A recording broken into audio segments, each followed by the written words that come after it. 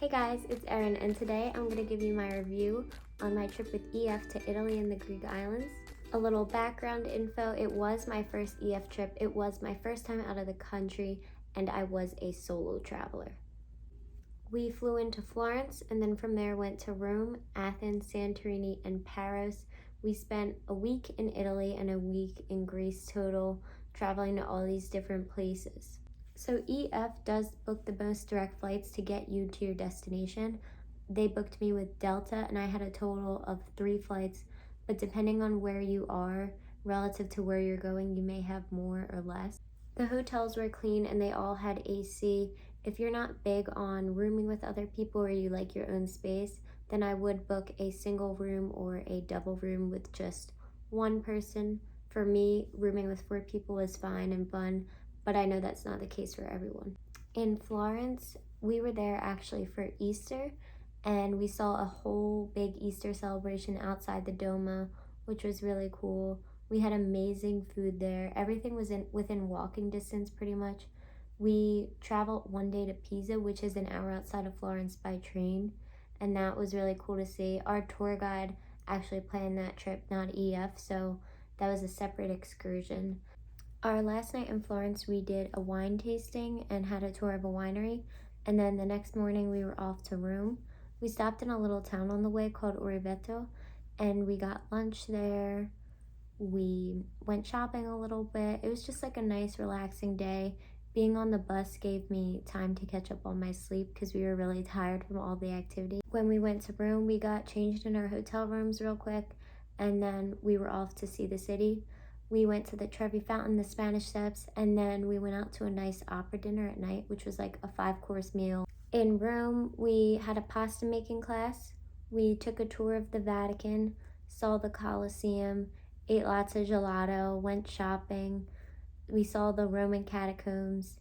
So we did a lot in Rome. There wasn't too much free time, but we saw like everything that we were supposed to see when we went to Rome.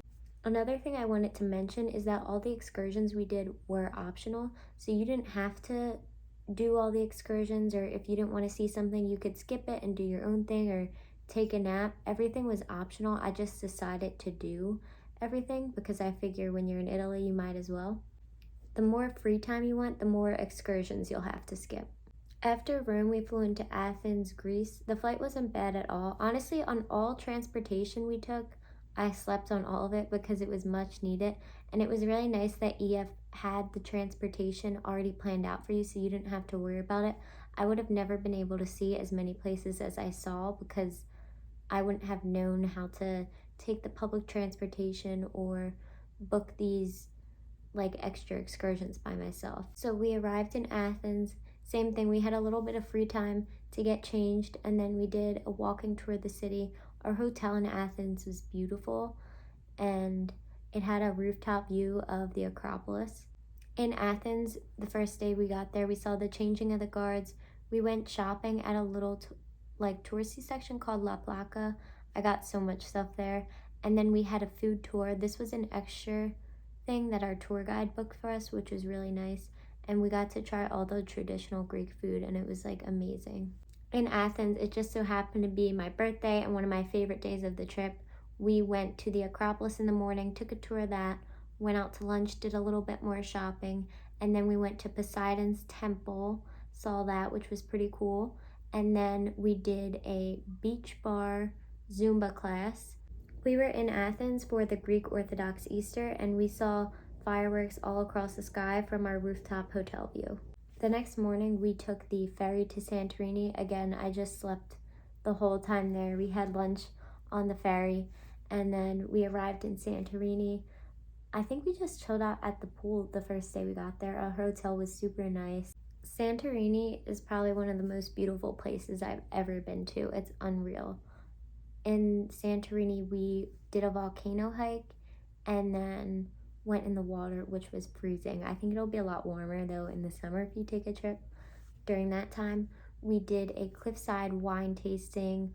We saw Fira, which is a popular like nightlife area in Santorini, and then we also saw Ia, which is the famous town that everyone takes pictures at with the blue domes. As a solo traveler, I was worried at first that I wouldn't make any friends or how the dynamic would be, what rooming with other people would be like. But I quickly realized that most people were in the same boat as me. They were just as nervous and were hoping to meet people and make friends too. So, yeah, I did end up making a lot of friends over this trip, who I still keep in contact with today and will be taking trips with in the future. It's just really helpful to travel with EF if you don't have much experience traveling or traveling out of the country, because they do plan everything out for you. I felt safer being in a group situation, and it's just a really good way to make friends.